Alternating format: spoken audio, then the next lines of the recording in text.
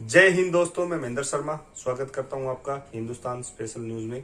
उम्मीद करता हूं आप खुश और स्वस्थ है दोस्तों आइए दिखाते हैं एक पीओके के कश्मीरी की बहुत ही जबरदस्त और बुलंद आवाज आज, जिसने पाक आर्मी और पाकिस्तान की सरकार को हिला दिया। और वो हड़कंप में है आज, क्योंकि इनको पता है इस कश्मीरी ने जो बात कही है वो बहुत मायने रखती है। और इस कश्मीरी ने ये कही है 22 अक्टूबर 2023 से पहले पहले पाक आर्मी और पाक सरकार अपना झोला झंडा यहाँ से उठा ले, नहीं तो बहुत बुरे दिन पाकिस्तान आर्मी और पाकिस्तान की सरकार के आने वाले हैं। दोस्तों ये आज चेता दिया है और पाकिस्तान की आर्मी और पाकिस्तान की सरकार में कहीं न कहीं हड़कंप मचा हुआ है। आप ये शो नहीं कर रहे वो एक अलग बात है, जबकि कुछ न कुछ चल जरूर रहा है। तो दोस्तों देखिए इस बेखौफ कश्मीरी की आवाज, जिसमें उसने अपने मुद्दे को उठाते हुए बहुत ही दबंग तरीके से पाकिस्तान की आर्मी और पाकिस्तान की सरकार को हिला के रख दिया और एक डेडलाइन फिक्स कर दिया। उससे पहले पहले चेत जाए पाकिस्तान की सरकार और पाकिस्तान की आर्मी, क्योंकि पाकिस्तान की आर्मी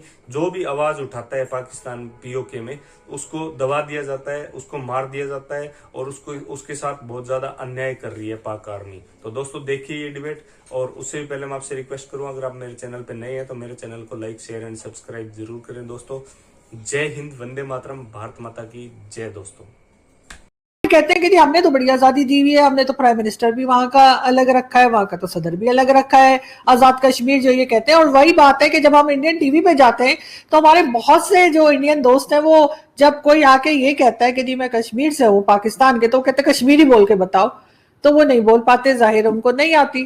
तो उसकी शायद यही वजह होगी जो आप बता रहे हैं कि ये इस हिस्से को, ये जम्मू है, कश्मीर नहीं है, यही आप बता रहे हैं ना।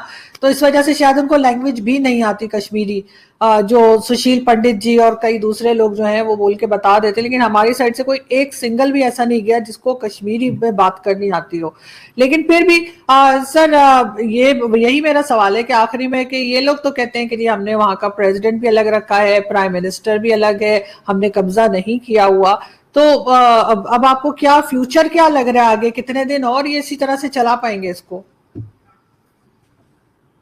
22 अक्टूबर 2023 की मैंने डेडलाइन दी हुई है इनको कि ये 22 अक्टूबर 2023 तक जो है ये पीओजेके से निकल जाएं। अगर नहीं निकलेंगे तो फिर उसके बाद वही होगा यहाँ पर जो बलूचिस्तान में हो रहा है। क्योंकि जब आप किसी घुसपैठिए को कोई आपके घर में आ जाए तो पहले आप उसे रिक्वेस्ट ही करते हैं। हम 70 साल से 72 साल से रिक्वेस्ट ही कर रहे हैं। तो अब हमने उनको कह दिया है कि भाई आप हमारा घर जो है वो खाली करें, और अगर नहीं करते तो 22 अक्टूबर जिस दिन आपने हमला किया था 22 अक्टूबर 2023 को, फिर आप हमें ये जो है वो हॉट इश्यू और रेडियो मालिया और ये आरजू काजमी जी के शो में नहीं देखेंगे। फिर आपसे मुलाकात वहीं होगी पाकिस्तानी कब्जे वाले जम्मू कश्मीर के पहाड़ों में। तो अब ये नहीं इसका सर, अमन होना चाहिए, सर अमन होना चाहिए, और हम भी यही बिल्कुल चाहते हैं। हम भी पीसफुली जो है सॉल्यूशन निकलना चाहिए, पीसफुली देखें बिल्कुल। ना, 70 साल से तो हम पीसफुली इनको कह रहे हैं ना, तो ये नहीं सुन रहे ना पीसफुली। तो अब हम हमारे तो हालात ये हैं कि हमारी लड़की की शादी होती है तो वो प्रेग्नेंट होती है, तो उसको कहते हैं कि इसके कोख में इमिग्रेंट जन्म ले रहा है। क्योंकि जब वो 15-16 साल का होता है उसका जाली शनाख्ती कार्ड बनाते हैं 18 साल की उम्र का, यानी उम्र उसकी ज्यादा लिखवाते हैं। शनाख्ती कार्ड तो उसलिए होता है, उम्र ज्यादा लिखा के उसको मिडिल ईस्ट भेज देते हैं, यूरोप अमेरिका इधर उधर भेज देते हैं, क्योंकि रोजगार नहीं है।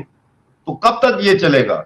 एक इंतहाई पढ़ी लिखी कौम थी जम्मू कश्मीर के लोग, सबसे ज्यादा इंडिया में जो एजुकेशन का परसेंटेज थी वो जम्मू कश्मीर में थी। आज हालत ये है कि आप दुबई जाएं, एयरपोर्ट पे उतरें, कोई सफाई कर रहा है बड़ा बड़ा ब्रूम लेके, कोई टॉयलेट साफ कर रहा है, कोई बावर्ची का काम कर रहा है, कोई टैक्सी में बैठा, कोई ड्राइवर है। मतलब है कि हमें इन्होंने तबाह कर दिया।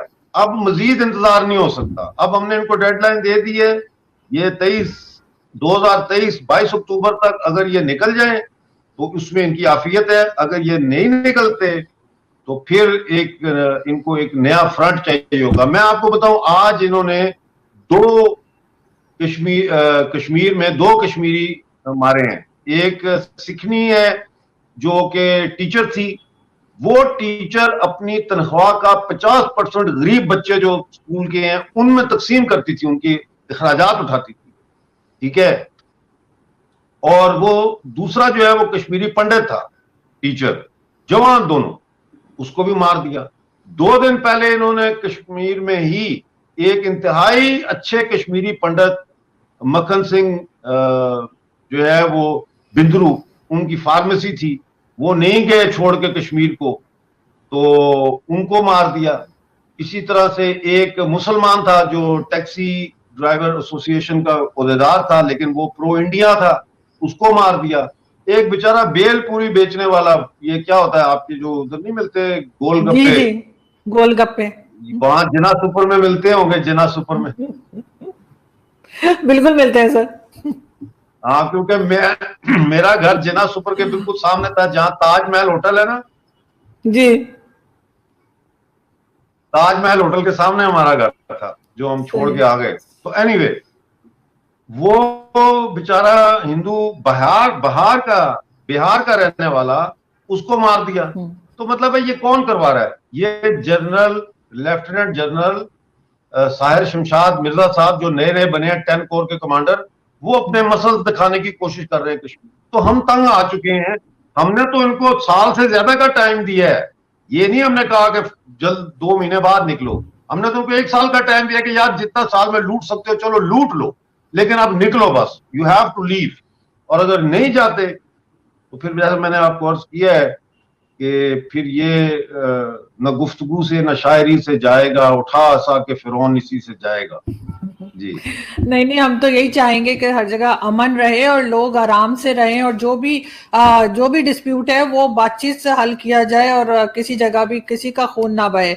बहुत शुक्रिया सर कि आपने आज ज्वाइन किया, एंड आई होप कि जल्दी आपसे फिर मुलाकात होगी। सर अपना इंटरनेट प्लीज ठीक करवा लिएगा, आपकी आवाज बहुत ब्रेक हुई है, और आई होप कि लोग आपको दोबारा भी सुनना चाहें।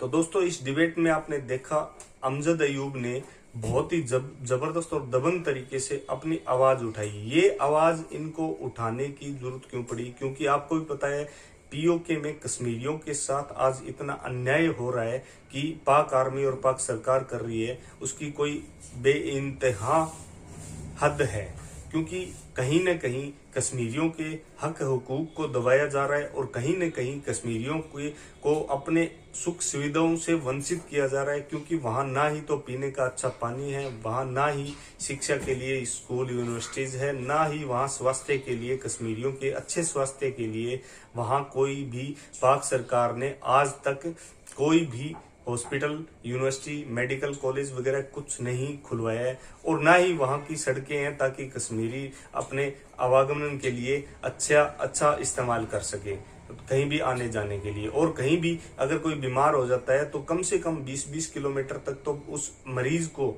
उस पीओके कश्मीरी मरीज को पैदल लेके जाया जाता है, जबकि अगर कोई गंभीर बीमार है तो उसकी तो जान तक चली जाती है। तो दोस्तों, आपको दिखाई ये डिबेट, और इसमें कैसे एक डेडलाइन फिक्स की गई है 22 अक्टूबर 2023 की इस कश्मीरी एक्टिविस्ट ने, कि आप उससे पहले यहां से निकल जाएं, नहीं तो आपके लिए बहुत ही बुरा होने वाला है। तो दोस्तों, ये आवाज एक बहुत ही बुलंद आवाज है, और ये एक बहुत ही गमगीन भी आवाज कह सकते हैं, क्योंकि इन्होंने नरसंहार देखा है अपने भाइयों का, अपने रिश्तेदारों का, अपने सहपाठियों का, अपने बुजुर्गों का। क्योंकि पाक आर्मी ने जितने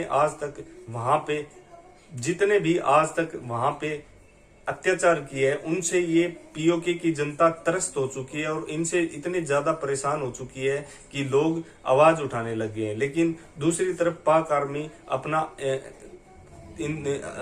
आर्मी अत्याचार करने से बाज नहीं आ रही है। तो दोस्तों, आपने ये देखी डिबेट, और इस डिबेट में इस आवाज को देखा, इस बुलंद आवाज को देखा कश्मीरी एक्टिविस्ट की, जिसने स्पष्ट तौर से पाकिस्तान की